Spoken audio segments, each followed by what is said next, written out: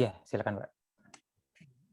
Oke, JS ya. Tadi yang buat Redis sama MongoDB itu fungsinya apa ya? Redis dan MongoDB itu fungsinya untuk data acquisition, Pak. Jadi Internet of Things memiliki data yang sangat besar.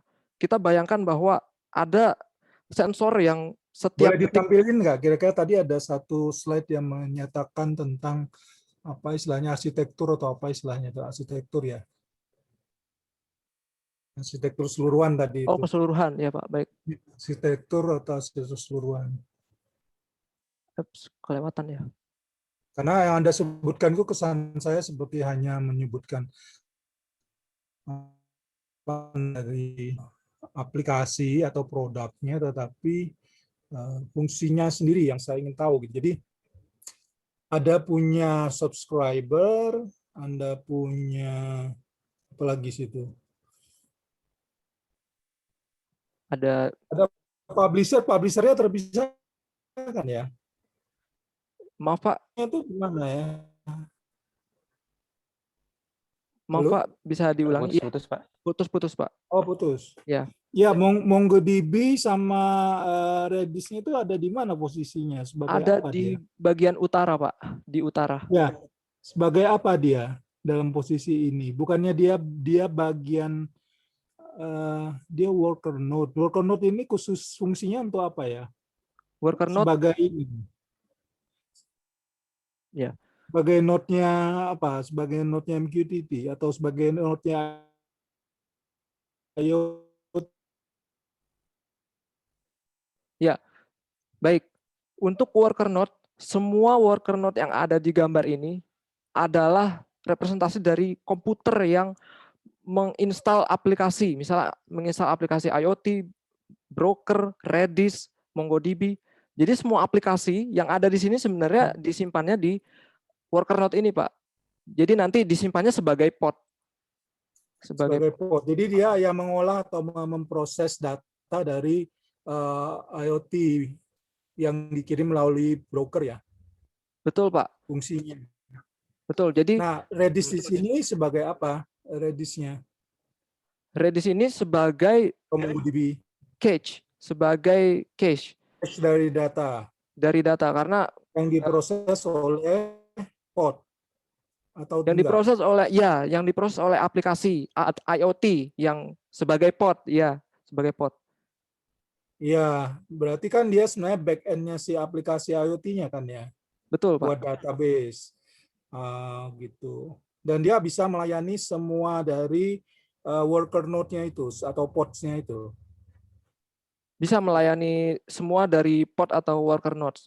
Lebih khususnya untuk aplikasi IoT-nya sih, Pak. Karena mereka terkoneksinya, Redis terkoneksinya dengan aplikasi IoT worker node itu, pod-pod itu akan memproses data dari MQTT, broker yang diperoleh, ya, dan kemudian data itu katakanlah nanti akan berinteraksi dengan cache ataupun MongoDB di dalam hal ini ya. Betul sekali Pak. Jadi nanti diproses, disimpan di situ. Ya mungkin bagian dari proses kita tidak tahu apa yang terjadi, tapi asumsi Anda seperti itu berarti. Ya Pak. Oke. Ya maksud saya mengetahui itu karena Anda menyebutnya cuma ini. Jadi saya hubungan atau proses flow dari aplikasi itu penting karena Anda kan mau melihat dari sisi utilisasi dan mungkin juga bottleneck. Saya nggak tahu bottleneck-nya dilihat nggak di dalam analisis ini. Kalau request flow kan dari sini Pak dilihatnya. Sebenarnya ini penyederhanaan dari yang tadi, dari yang arsitektur keseluruhan ini saya sederhanakan jadi seperti ini. Kalau untuk yang bottlenecks itu dianalisis sebenarnya ada Pak, ada beberapa workload yang CPU-nya bottlenecks, ada juga yang memorinya bottlenecks. Ada ya di analisis ya? Ya, sudah ada di analisis buku skripsi sebenarnya, tapi di presentasi saya tidak sebutkan, Pak. Karena Anda sebenarnya banyak grafik itu yang Anda buat ya. Grafiknya bagus-bagus, kelihatannya warna-warni juga, cuman kecil sekali. Saya ya, maaf, Pak. Nggak dan tidak jelas, maksudnya tidak jelas itu adalah apa hubungannya antara diskusi yang Anda buat di dalam tulisan ya yang mungkin bisa dilihat di grafik itu loh. Maksud saya tidak bisa menangkap itu. Jadi mungkin perlu diperjelas gitu. Misalnya ya, saya kasih contoh. Gambar kalau di buku itu gambar 5 sekian gitu ya, 577, 5, banyak kok gambar Anda itu. Cuman apa dari tulisan itu nyambung ke gambar dan sebagainya itu kok nggak kelihatan gitu, atau memang nggak dipakai ya, saya nggak tahu juga gimana cara kita mencerna tulisan Anda gitu. Iya Pak. Ada beberapa yang ditulis ya, memang ada beberapa yang ditulis.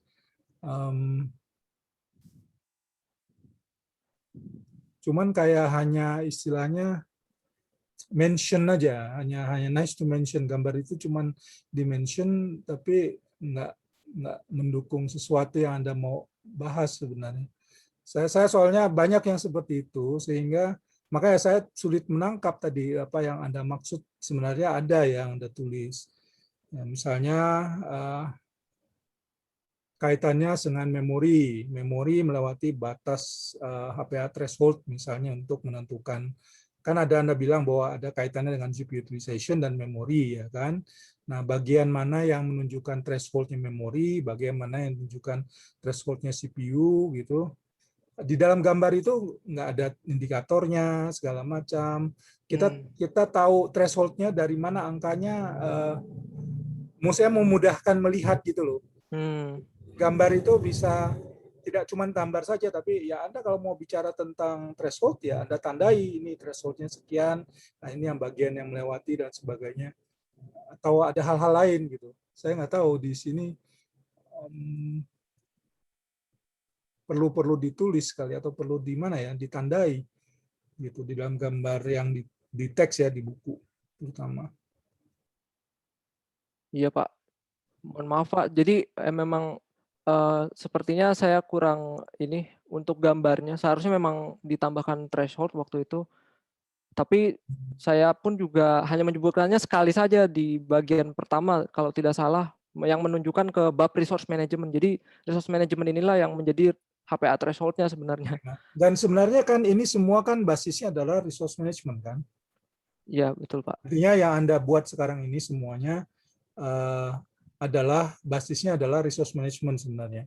Bahwa Anda memanfaatkan resource management untuk melakukan katakanlah scaling up, scaling horizontal dan sebagainya kan. Betul nggak? Ini Anda Iya. buat ya. Jadi sehingga Anda bisa menganalisa itu gitu. Jadi ya mungkin saya nggak tahu apakah HPA threshold maupun resource management-nya terkait dengan threshold yang di Anda tentukan itu apakah bisa dijelaskan ya lebih inilah. Karena Anda cuma punya algoritma untuk migrasi dari Redis ke MongoDB kalau tidak salah. Bisa ditampilkan nggak tadi algoritmanya? Baik, sebentar Pak.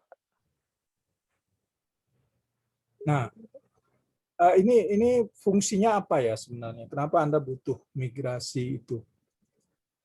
Kenapa kita membutuhkan migrasi? Ini Anda Karena buat sendiri ya atau saya buat sendiri Pak. oke. Nah, boleh jelaskan nggak kenapa? Kenapa kita membutuhkan migrasi data?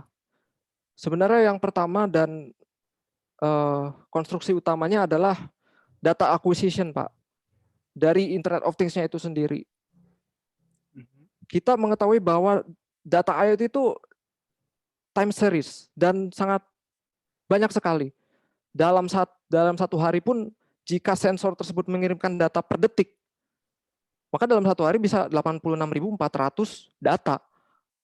Maka dari itu kita perlu melakukan migrasi dari cache tadi, dari Redis, karena Redis itu kan tidak stabil ya. Jadi walaupun cepat, tapi Redis itu resource-nya lebih mahal daripada MongoDB.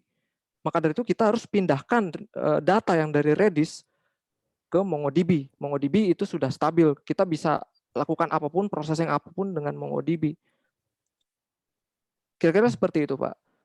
Ya, artinya bahwa Anda ingin memindahkan antara sebuah active data acquisition yang mungkin pada saat itu sudah tidak diperlukan. Jadi untuk menghemat resource maksudnya. Ya, betul sekali Pak. Dan juga ya kira-kira itu yang paling utama sih Pak. Resource. Menghemat resource ya, tapi ini sebenarnya hanya sequential proses ya, ON ya. ON. Tapi Sampai saat ini ON. Jalannya kok, oh ini hanya karena jumlah. Baik. Jadi sebenarnya migrasi biasa kan ini kan ya? Iya Pak, kita melakukan migrasi data secara indeks, seperti kita memindahkan sebuah array, seperti kita memindahkan. Anda bisa justifikasi nggak bahwa proses insert dan proses stream yang ada di dalam sini benar-benar berjalan secara ON. Karena ini cuma ditulis, ya ini kan algoritma aja. Tapi apakah benar itu berjalan? Kalau flowchart, kalau ininya loopingnya for itu kan juga jumlahnya. Ya waktu itu ON bisa ya, ON bisa. Tapi kalau yang di dalamnya juga ON, bukannya jadi kuadrat ya jadinya. Jadi kuadrat. Itu saya pernah berpikir demikian juga Pak. Jadi kan di sini ada fungsi MongoDB insert many dan ltrim.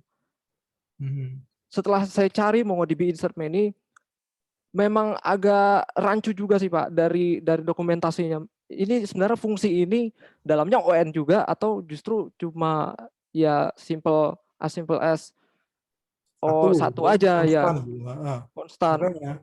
Nah, setelah saya cari, saya nggak menemukan resource tersebut, saya nggak menemukan resourcesnya. Apakah dia menyebutkan ini ON atau ini tidak ada Pak. Jadi saya menganggap bahwa MongoDB insert many itu sebagai O1 dan diperkuat kembali. Sebenarnya saya tidak, kekurangannya sih saya tidak menyebutkan di buku skripsi atau di presentasi, tapi secara workload waktu itu kan saya uji coba juga dan back end dari migrasinya itu memang bertambahnya secara ON Pak. Jadi linear seperti itu. Jadi hasil pengujian ya. Hasil pengujiannya Anda memang dapatnya ON gitu kan. Dapatnya ON. Ya tapi mungkin ini diperbaiki juga, maksud saya kan ini keliru kalau kita tulis ON di dalam insert many sama ltrim. Bukannya O1 maksudnya. Karena kalau enggak nanti ON-nya jadi kuadrat dong itu harusnya loop-nya. Coba dicek lagi deh. Baik Pak. Maksud saya sebenarnya ya saya bisa paham algoritma ini. Cuman sebenarnya kuncinya ini hanya salah satu ya. Jadi kalau ON sebenarnya sudah baiklah, saya anggap saja berarti kan scalabilitasnya kan linear, jadi nggak masalah, jadi nggak ada problem dari skalabilitas. Jadi sebenarnya tinggal apa istilahnya ya dibikin full capacity juga nggak masalah karena dia cuma schedule buat migrasi saja sebenarnya. Ini kan ada conditional statement juga di dalam situ. Cuma kalau dari algoritma yang lain yang sebenarnya nggak kelihatan sampai sekarang itu yang kaitan dengan resource management sebenarnya itu menarik karena apakah itu akan berpengaruh terhadap performance yang Anda ukur selama ini. Jadi jumlah vCPU, jumlah pod, itu semua keputusannya kan dari resource management kan? Iya Pak. Nah, maksud saya kelihatannya saya menangkapnya ya, resource management itu as simple as katakanlah misalnya bicara tentang mungkin hanya threshold gitu. Jadi algoritmanya yang tadi yang Anda sebutkan memang ada sih, Anda menyebutkan ada berapa sih? Tadi itu ada beberapa ya, saya lupa. Yang kaitkannya dengan resource itu kan ada istilah yang Anda buat itu, Anda sebutkan nggak salah. Ada jenis algoritmanya nggak Anda atau hanya satu jenis yang dipakai? Mohon maaf Pak, yang HPA threshold bukan? Ya, algoritma HPA threshold maksudnya apa ya? Ya. Kalau HPA threshold algoritmanya itu sebenarnya dari Kubernetes-nya Pak. Ya, tapi apa isinya, apa karakteristiknya gitu? Kalau karakteristiknya Bila Threshold threshold aja. tercapai, terus apa gitu? kalau kalau misalnya HPA threshold-nya tercapai, setiap potnya akan bertambah, Pak. Oke, duplicate atau nambah. Duplicate, replicate, Replicate. di-replicate sebenarnya. Replicate. Nah, replicate itu apa nggak ada waktu delay ya untuk bisa replikasi? Kalau nggak salah Anda sebutkan itu deh. Ada, jadi tergantung dari jenis atau tipe dari deployment-nya, tipe atau objek Kubernetes-nya. Apakah tipenya deployment atau stateful state?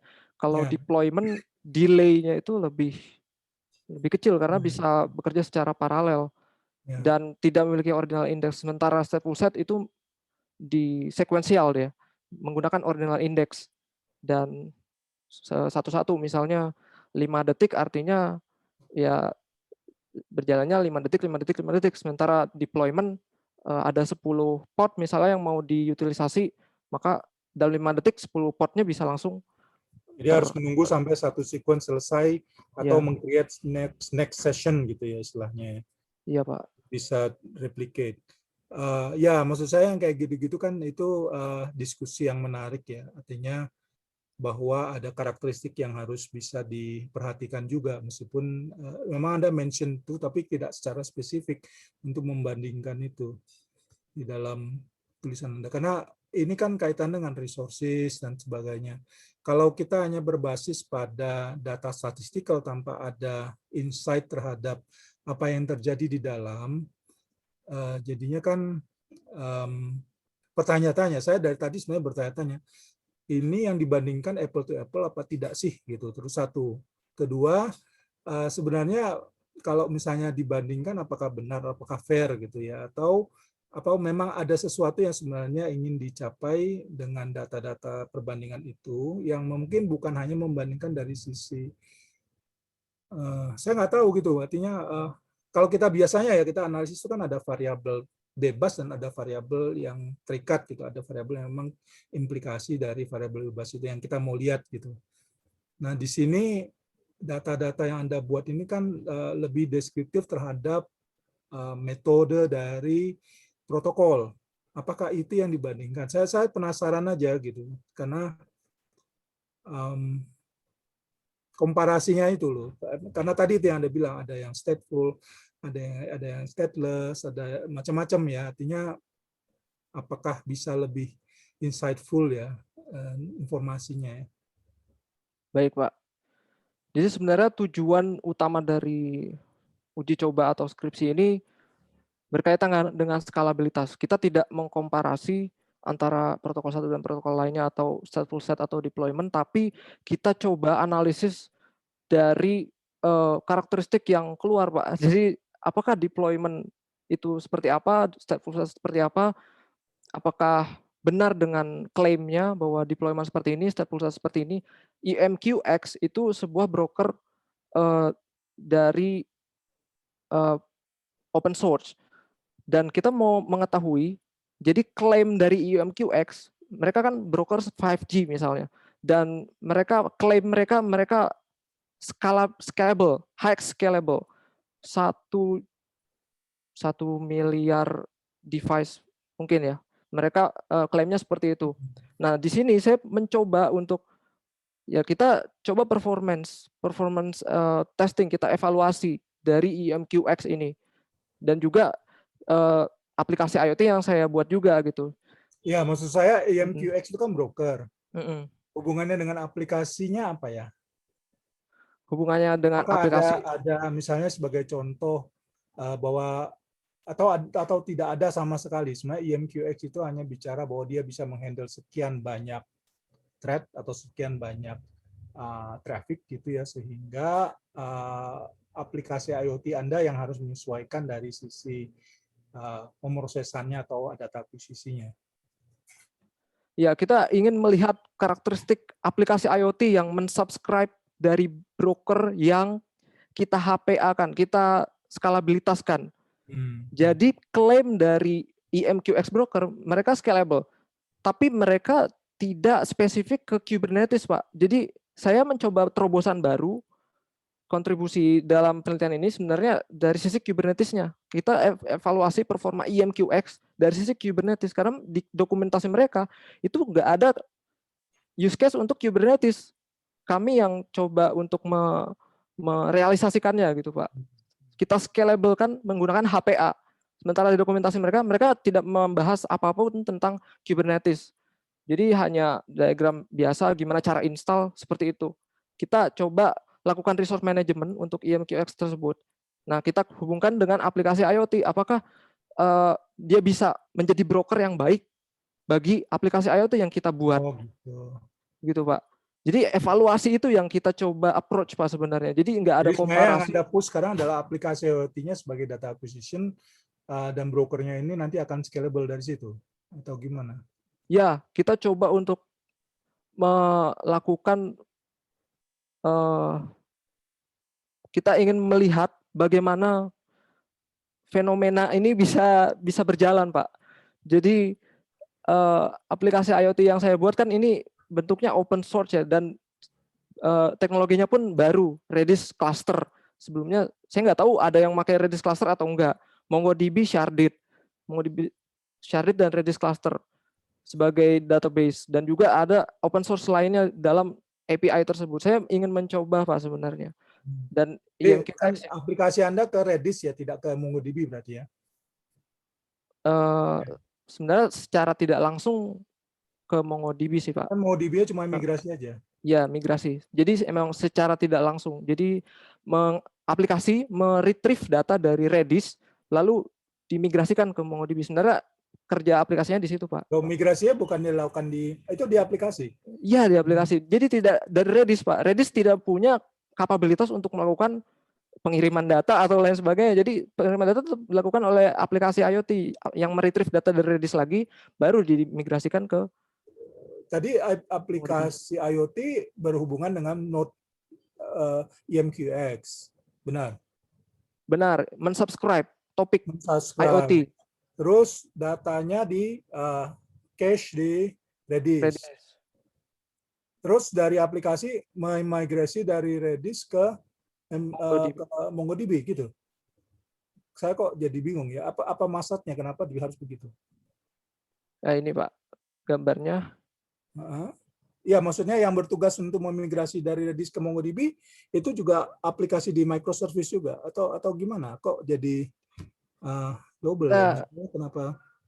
Jadi saya sebenarnya di awal penelitian saya masih menggunakan satu jenis service saja untuk melakukan misalnya sensor, menerima data dari sensor dan juga migrasi. Itu hanya satu aplikasi. Tapi sering berjalannya waktu, saya kira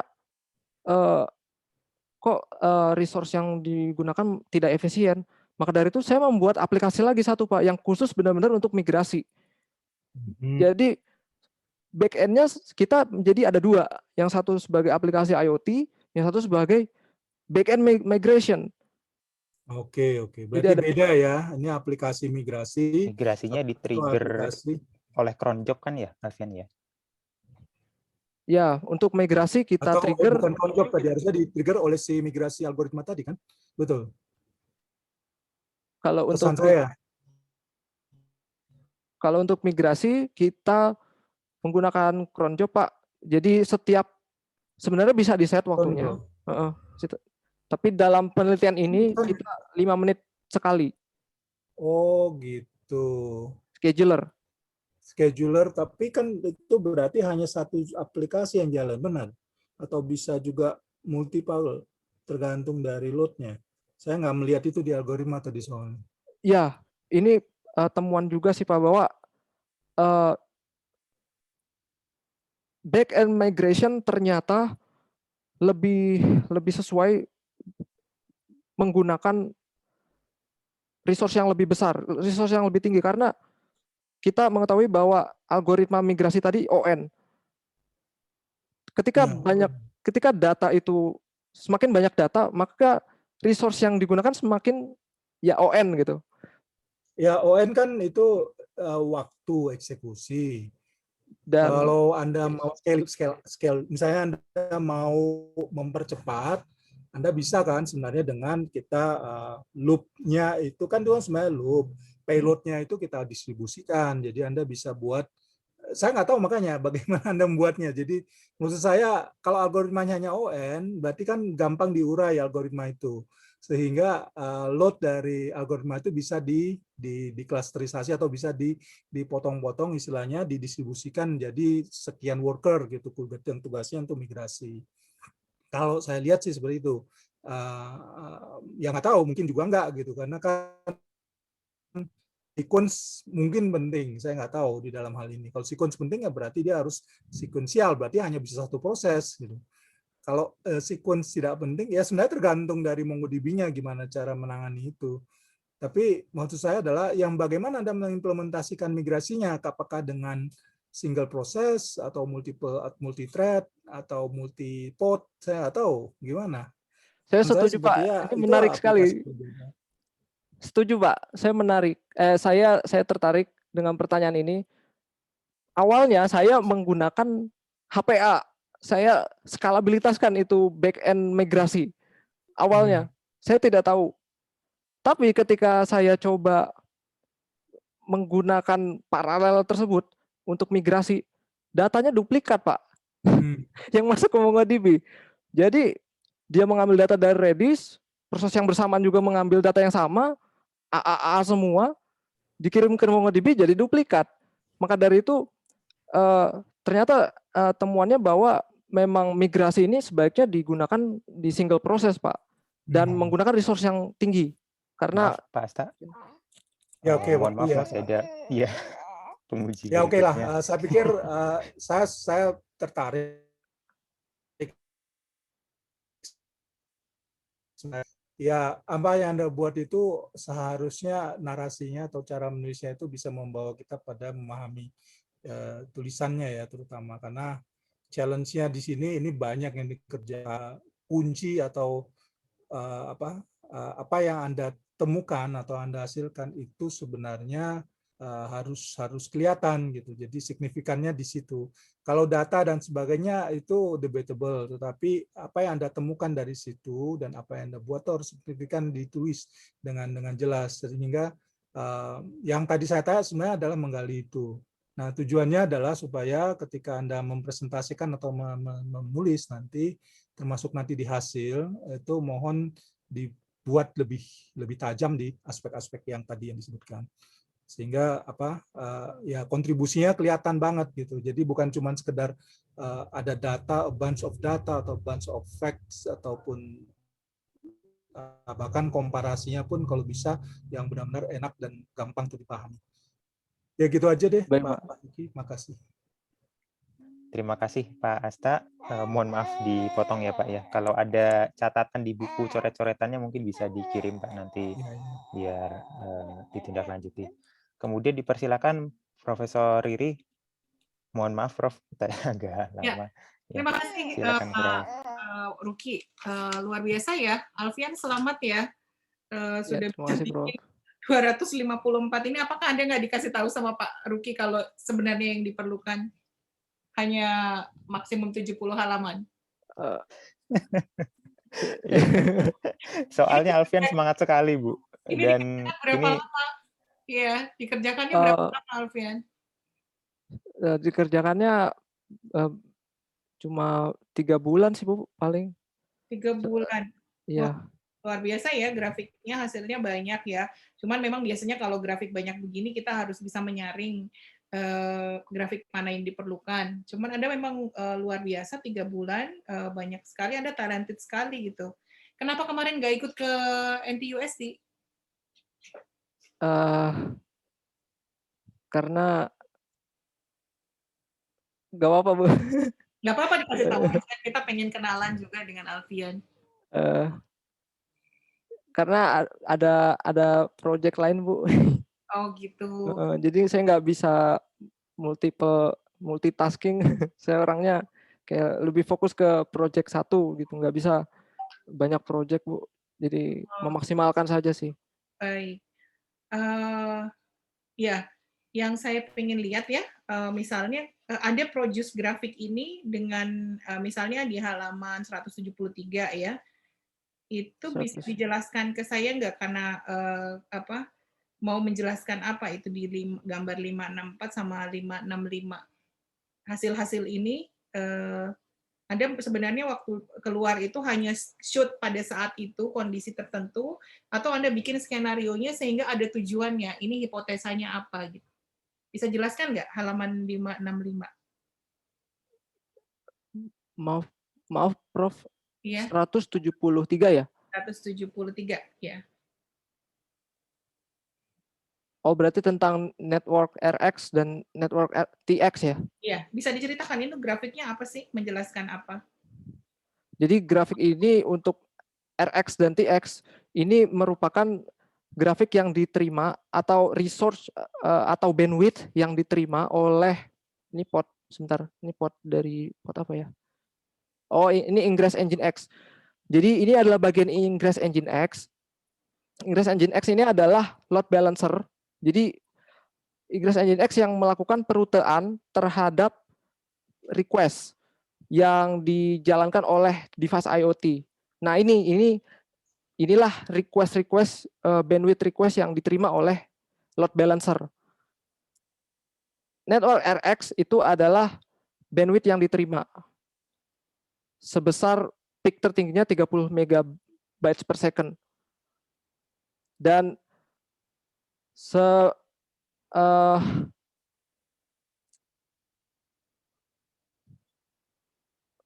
ya, untuk network TX juga seperti itu, sebesar 35 megabit per second. Jadi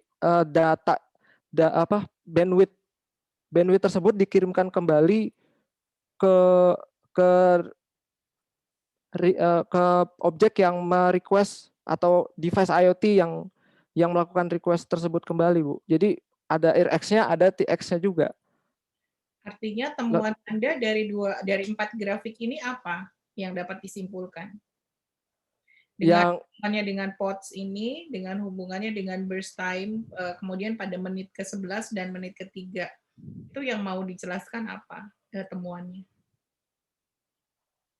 Sebenarnya kalau untuk network RX dan TX, temuannya ini untuk mengklarifikasi saja bagian sebelumnya, justru bagian dari CPU dan memori. Karena kita confirm bahwa apa? Bahwa terdapat fenomena burst di awal. Burst itu artinya adalah ketika resource-nya ini di-push dalam skala besar, tapi dalam waktu yang kecil itu kembali lagi ke normal, ke mendekati nol. Okay. Jadi di sana bisa terlihat di TX-nya. Kalau RX mungkin nggak terlalu kelihatan, tapi yang di TX itu ada burst yang sangat tinggi dan justru balik lagi ke bawah, naik lagi ke atas. Nah, itu artinya ada fenomena di sana gitu. Segitu, Bu, kira-kira. Oke. Baik. Kemudian halaman 177. Ini gambarnya indah ya. Cuman Anda mau ngeliatin apa juga nih? Thread-nya mau diliatin. Yang halaman gambar 568 ya. Luar biasa nih, baru sekali ini saya nguji S1 sampai 264 halaman dan kalimatnya nyambung. Ini Anda sebenarnya harusnya ngambil S3 nanti kalau menurut saya, karena Anda talented sekali. Luar biasa ini kalau menurut saya. Tapi coba Anda jelaskan kenapa tadi gambar yang ini artinya apa? Jadi gambar pada halaman 177 itu adalah thread state over time. Ini adalah JMeter worker yang bekerja untuk melakukan load testing ke aplikasi IoT atau ke mana ini? Ke aplikasi IoT. Nah, ini adalah gambaran dari thread-nya. Thread-nya akan kita ramp up. Jadi load tersebut, misalnya kita ingin mengenerate load 1 juta threads atau 1 juta RPS, mungkin nggak sampai 1 juta RPS ya, tapi 1 juta threads. Artinya kita tidak langsung melakukan load tersebut dari menit ke 0, tapi kita melakukan ramp up, jadi berjalan secara tangga, terasering, sehingga apa ya, aplikasi dalam Kubernetes atau workload kita itu tidak bottlenecks. Jadi ini adalah strategi yang dilakukan untuk performance testing dalam penelitian ini. Nah, untuk gambar 568 ini ada fenomena. Jadi tidak seperti gambar-gambar trace over time yang skenario lain. Ini kita ada kegagalan di sini. Jadi ada kegagalan yang terjadi pada Gmeter workernya, komputer dari Gmeter worker yang melakukan generate load ke aplikasi IoT. Terlihat bahwa di sana ada beberapa Gmeter worker sebagian atau sebagian besar itu tidak berjalan dengan semestinya, Bu. Jadi seharusnya kan bentuknya itu tangga. Seharusnya bentuknya tangga sampai tes terakhir, sampai menit ke-25. Tapi yang terjadi malah lurus, malah linear gitu. Nah, ini ada kesalahan yang terjadi, dan yang paling mungkin adalah kesalahan terjadi ini karena adanya bottlenecks di Gmeter worker yang berhubungan dengan Java, karena Gmeter itu basisnya adalah pemrograman Java, basisnya adalah bahasa Java, dan Java berhubungan dengan thread dari komputer yang mereka host gitu. Kan Gmeter itu sebuah aplikasi yang menggunakan threads dari komputer. Nah, di sini ada fenomena bahwa Java-nya tidak berjalan dengan semestinya gitu, ada runtime error, dan sebagian besar kita lihat seharusnya dia berjalan terasering, tapi ini tidak. Jadi seperti itu, Bu. Baik, yang selanjutnya, Anda tadi kan ngeliatin video ya, ada demo yang lain nggak yang Anda mau lihatkan? Video demo?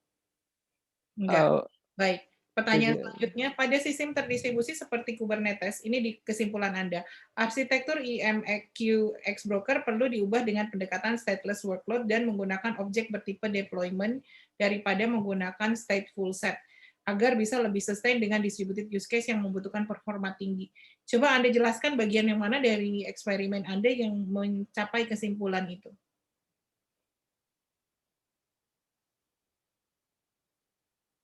Baik, sebentar. Laptop saya agak berat. Sampai 254 halaman sih. Iya, laptop saya agak berat. Biasa. Ini paper yang nomor utama nomor berapa ya? Anda mengacunya ke tulisannya siapa yang utamanya? Ke Victor Soto, Victor Araujo. Soto. Victor Soto, Victor Araujo atau Soto ya, saya agak lupa. Araujo. Tentang a cloud-based IoT platform for smart cities, Journal of Parallel and Distributed Computing. Oke. Nomor berapa itu? Nomor berapa, Pak Ruki? Ya, sementara Anda, Araujo itu ya. Oke, ya. Oke, lihatan yang utamanya ya, yang dia temukan di Performance Evaluation of Scalable ini, bagian mana yang Anda teruskan? Ini kan 2017 ya. Universitas mana sih dia? Lulea University. Lulea, oke. Lulea. Ya. Ini di jurnal ya? Jurnal. Computing ya tadi ya. Oke.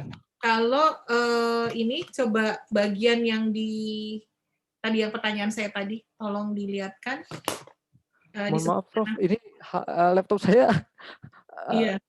agak nggak responsif, Prof. Oke, iya, nggak apa-apa. Nggak apa-apa. Ngomong aja. Jadi sebenarnya waktu bagian mana, waktu Anda melakukan eksperimen Anda, yang mana yang mencapai itu, gitu. Eksperimen di sebelah mana yang membuat kesimpulan itu? Ya, jadi aja. Jadi untuk workload dengan tipe object stateful set kurang efisien dari segi performa, memiliki perpindahan state yang lambat dan lain sebagainya, itu dapat kita temukan pada semua skenario yang ada. Semua skenario sudah membahas resources dari segi CPU dan juga memori, dan juga ada pod yang terscaling juga. Jadi sudah ada juga di sana segi performanya. Berarti itu bukan temuan utama ya. Jadi di kesimpulan itu yang temuan utama Anda yang nemu sendiri itu yang sebelah mana? Di antara yang kesimpulan. Yang paling penting di antara kesimpulan itu yang bagian mana? Ini yang si Soto ini dia S2 apa S3? Untuk master tesis S2. Master ya. Oke. Bisa dilihat nggak di antara kesimpulan tadi yang ini misalnya CD ini memang sudah biasa ya menggunakan GitHub untuk pembuatan untuk dapat meningkatkan efisiensi proses DevOps pada Kubernetes.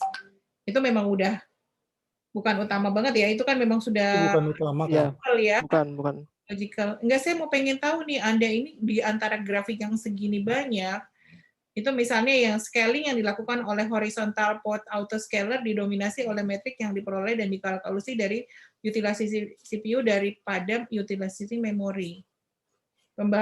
Penambahan port consistent terjadi setiap utilisasi CPU pada port yang sudah ada mencapai 50% dan batas toleransi senilai 0,1.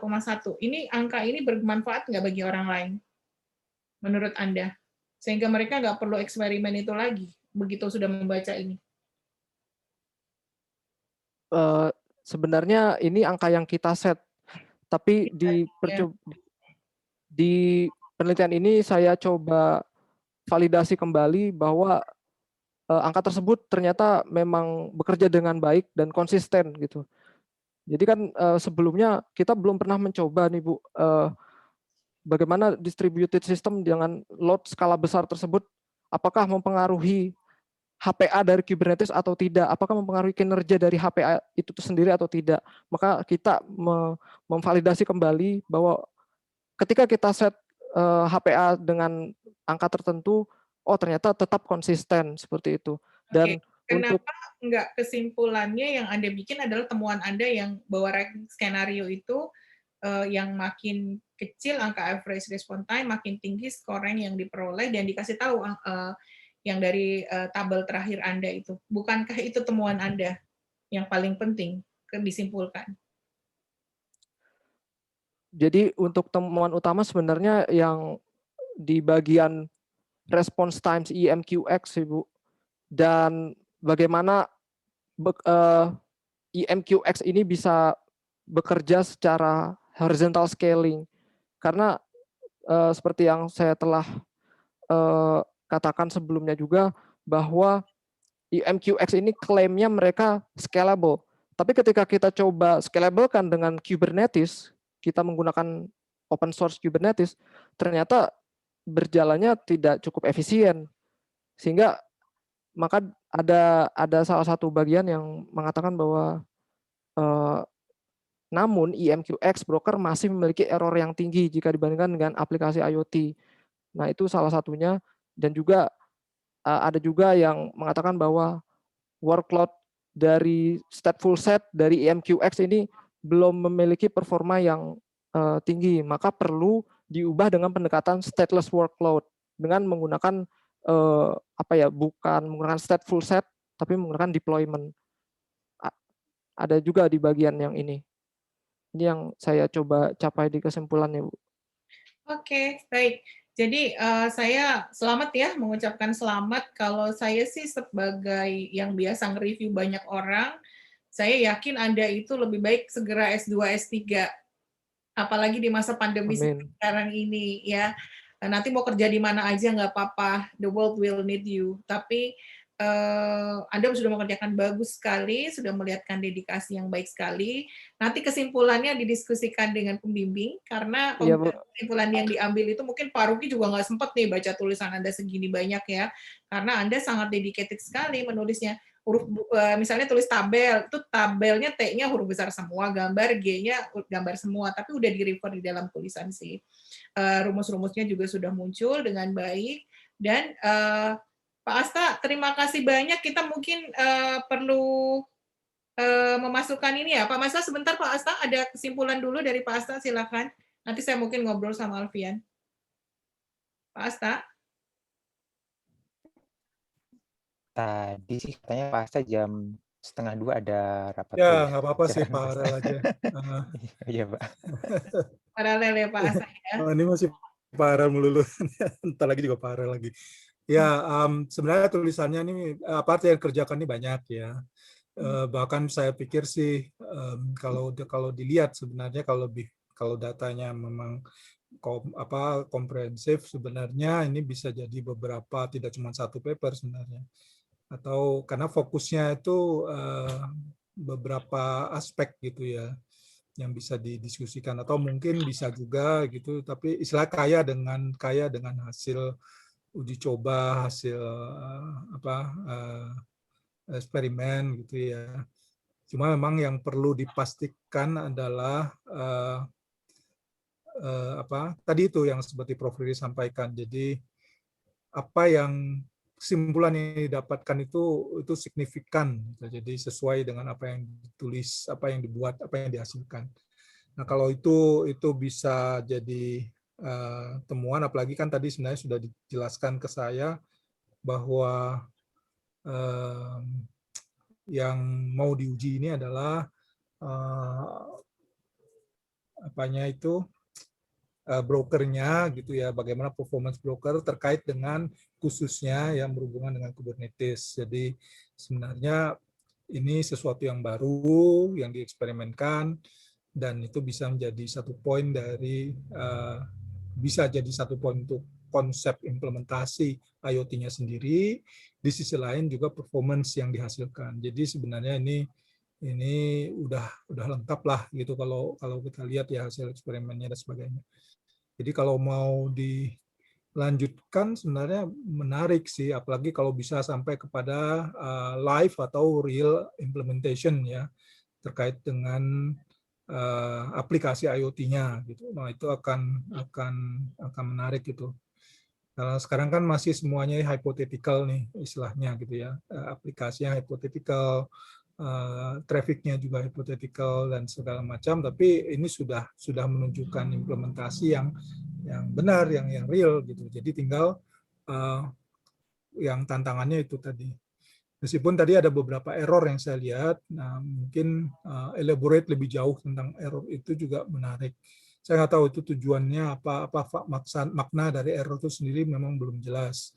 Nah, cuman hal-hal temuan ini sebenarnya akan men-trigger future works yang tadi. Sebenarnya future works tadi memang nggak dijelaskan kenapa ada future works itu, cuman kalau saya melihat sih sebenarnya banyak nih future works yang bisa dikembangkan dari sini. Itu Prof. Riri. Ya, terima kasih banyak Pak Asta. Jadi monggo kalau mau dilanjutkan Pak Asta mau pindah ke ruangan sebelah. Tapi tadi saya mungkin menyarankan perbaikan itu untuk lebih tapi ada paling tahu sendiri saya rasa Alfian ya, terutama ini kalau abstraknya kan besar nih banyak, tapi paling nggak ada hasil yang paling utama, apa yang dihasilkan yang utama. Kemudian sama di kesimpulan juga demikian, untuk diperjelas bagian-bagian yang memang betul-betul karena kontribusinya sangat banyak sekali. Oke, mumpung bertiga ini saya dengan Alfian ya. Alfian, saya mau pengen boleh